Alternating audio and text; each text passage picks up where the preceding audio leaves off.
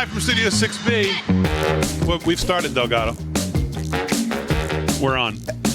On a Friday night, Real America's Voice. I can't explain what's been going on in the studio. You don't want to know. It's It's been a free-for-all. Just a total free. It's a total free-for-all in here. Free fall. It's not my fault. It's free fall. Yeah. Or free fall. That's probably better, Slick. You're absolutely right. It's not my fault.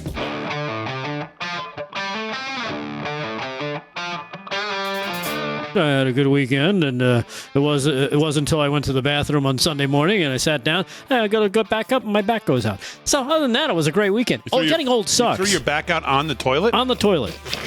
How does that happen? How does that happen? I don't even know. Someone who rides 900 miles a week on a bike. Exactly. All you do is bent over. Exactly. Well, not like that. Jackass. Headline from just a couple hours ago. White House considers welcoming Palestinians from war-torn Gaza as refugees. And, of course, you think of this, you see this headline, and you think, well, what? There's not an Arab country that wants to do this. So why does Biden want to do it? Under what authority does he want to do it? Under what authority does he think he could do it? Of course, that doesn't matter to him. He doesn't need it. He wants to rule by executive fiat because he thinks, as we've said from day one, sometimes he thinks he's ruling over a monarchy. That he's just going to sign and just whatever. And is Congress and anyone in Congress aware of this? Would be the first questions I would ask. But according to CBS, the Biden administration is considering bringing certain Palestinians to the U.S. as refugees, a move that would offer a permanent safe haven to some of those fleeing war-torn Gaza, according to internal federal government documents obtained by CBS News. I would think that obtained you could change to leaked Yeah. to CBS News. In recent weeks, the documents show senior officials across several federal U.S. agencies have discussed the practicality of different options to resettle Palestinians from Gaza who have immediate family members who are American citizens or permanent residents. One of those proposals involves using the decades-old United States Refugee Admissions Program to welcome Palestinians with U.S. ties who have managed to escape Gaza to enter neighboring Egypt. Of course, Egypt doesn't want them. Jordan doesn't want them. There's no Arab countries that want to do this, but Biden wants to do it, according to the interagency planning documents. It's good to be back. I want to thank the guys for holding it down last week, especially Rick Delgado, who I really threw this all on last minute when I got sick on Wednesday. Just, brutal. Yeah, we ran a smooth show. We pulled it together. We plowed through, and well, you guys always I think do. we made some funny. I don't ever have any worries. Yeah, we got a few emails, I'm sure. But that's another story. Well, David doesn't need to know about that, Slick. Let me just say That's right, this. Aaron deletes I just don't want to ever hear anybody, especially Delgado, talk to me about talking too much after What? the emails I get about you. What? Oh, Delgado, yeah. You can't come off the air. God, Oh, just really take a breath, would you please? Jesus, at least I'm not reading bedtime stories. I I gotta call him Rick. I get gotta so call many him of Rick those Rant. too. It's Rick Rant.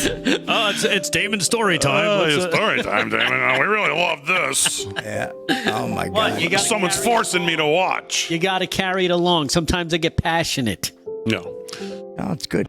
The economy, as I think we stated on this show sometime last year, that this economy was not going to shape up well heading to November, even though people thought last year that, things were going to maybe get better this year. Rates were going to come down. Inflation was going to come down. Well, inflation has come down, but not to 2%. And now it looks like it's ticked back up. Fed's all of a sudden taking all the rate cuts off the board. Maybe we get one this year. Biden all as much has said it we're going to. Of course, he's going to pressure the Fed like hell, I'm sure, to give him one before November. Because nothing about this economy in the way he's handled it and what they've done and the plan. I put a big post out. I tagged Jason Miller and President Trump. Nothing in these proposals, raising the corporate capital gains tax, raising the just the whole the tax increases if he wins are going to be they're going to so astronomical to every single. Don't let me hear this 400,000 number baloney. I got a commemorative tin cup sent from my friend in Lomax from Shelbyville, Kentucky. Where were the where did he stuff the 2 tickets for me? Well, I didn't tell you about that. I'm booking a flight. I'm taking Delgado, the host of LFS6B, with me. What hats are you two going to wear? I'm gonna wear my Slick Rick hat. You going to the Kentucky Derby? No. Oh. I wish. Dude, he won't even go to Philadelphia to watch his Sixers lose a basketball game. No, What makes you think he's I going to go told to Slick Kentucky? if the Cowboys made the Super Bowl, I would take him to Jerry's World, and he wouldn't even commit to doing that. I would go. What are you talking about? I would go to. Or it was in Vegas actually. Yeah, this it's not year. in Jerry's World. It hasn't been in Jerry's in World Vegas, since yeah. 2000. I just want a mint I said, let's julep. go. Oh, and in Kentucky, yeah, Kentucky Derby. Come on. yeah. We should go to all 3 races, the whole Triple Crown, Big D. Come on. I'll ride you down the track. Now get that visual. Wow. Big D. Come on. Oh, that's Although fat ass, Delgado looks get more like a moving. jockey than I do, but Well, you're always jockeying for something, so exactly, that's the truth. breaking. New York City police are fully equipped in riot gear right outside Columbia University with speculation that a raid is imminent with possibility of violence. Currently, numerous New York City police officers equipped with riot gear, bats, helmets, and shields are outside Columbia University in Manhattan. The streets around the campus have been completely shut down by the Strategic Resource Group, a unit known for violent arrests in response to civil unrest. Speculation is that a raid is imminent, with armored vehicles possibly mobilizing, with possible violent protests might occur after following last night's incidents where protesters took over a campus building last night and took 3 people hostage who happened to be working there. I know you heard about that, right? yes. All right, so according to this, it looks like a massive amount of, now a follow-up just another minute ago, a massive amount of SRG, Strategic Resource Group, special riot gear units and other NYPD units are stationed outside, and it looks like they're starting to make some move on this raid on this Gaza camp at Columbia University, which is expected soon. Who knows? This is something that probably took far too long. I was just going to say. I mean, it's like it's a little too little, too late. I mean, I guess it's never too late to put these ingrates down on the ground or do whatever they got to do. But I mean, where you been? Again, look at what's going on in Florida. Look what. Well, I don't know how many other places I can point to other than Florida. Just not dealing with this nonsense. Yeah. Here's how it works. If you get caught doing this, you're expelled, and you're never coming back. And if you're not a student, we're gonna arrest you, and you're gonna go to jail. And we're gonna use tear gas, and we're gonna put your ass down on the ground if we have to. And we're gonna do what we have to do. Because we're not putting up with your nonsense. Yeah. And that's exactly what's happening in Florida when these things, and they're minuscule when they try to happen. They look like, guys got together for a little barbecue out there on the green. There's nothing like what you're seeing here in some other places. Yeah. North Carolina. And good for by the way, good for the chancellor there, whatever his name is, North Carolina, went out there and took down the Palestinian flag and made sure that the American flag got put back up. But again, these places have got to be more. They've just got to be more forceful. Yeah. This is what we're going to start to hear more and more of here as we get closer to the. Let me just make sure my sound is right here, Fran. Yep. This is what we're going to hear more of. Let's hear this. I've seen that toast a bunch of times. Oh yes. But it landed very differently this year because depending on what happens in November, 7 months from right now, this time next year, I might not be sitting here. There might not be a White House Correspondents' Dinner or a free press. Oh. While our democracy What? wouldn't exactly fall apart immediately without it, the real threat looms larger. A candidate with outward disdain, not just for a free press, but for all of our freedoms. No, only for and for the today. rule of law itself. Yeah, if she's talking about the incumbent, I'd say, yeah, she's probably about right. But no, she's talking about the challenger, and she's delusional. Sounds like an ex-girlfriend having a meltdown. doesn't she? Exactly. My boyfriend, Oh, my he don't God. love me anymore, and I Could you don't love his mother imagine? anymore. If you're a young person who has an inclination to vote Democrat, or you're a first-time voter, or you're a young, early 20s or late teens voter, if you've lived the last 3.5 years, if you have any ability to think constructively, even a little bit on your own, most of what he espouses, his party is a loser on. Right. And you're living it and feeling it. They're responsible for those. You're seeing what's happening. You're seeing your parents struggle. You're seeing housing affordability. You'll never buy a house. You'll never save. You'll never put money in a 401k. And if you do, understand the government's going to take 80% of whatever you're able to save. So he preaches to people who he hopes are just drones and don't have any ability to critically think for themselves. Because if you do, and we've seen this example over example of people who might have been voters for the Democrat Party or for Biden in 2020 who think to themselves, yeah, this is not really working out too well. Yeah. Especially because he addresses 26-year-olds.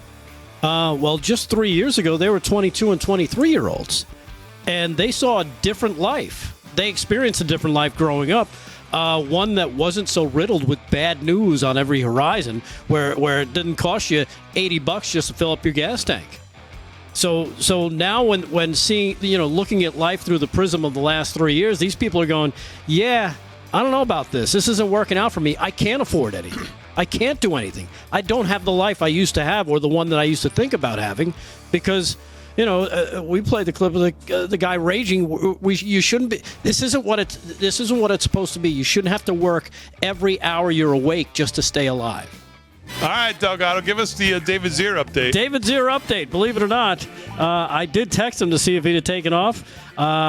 He says no.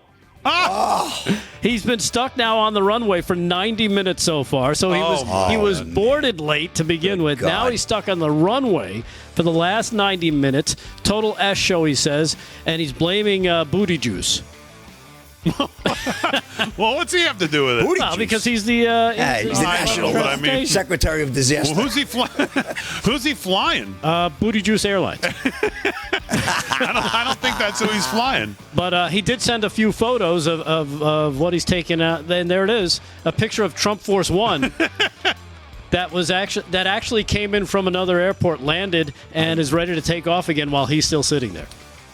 Well, maybe, David, if you're listening, text Jason Miller and see if he can get it. See if he can get a ride. Get off that dump thing you're on. Yeah. Get on Trump Force One. Come on.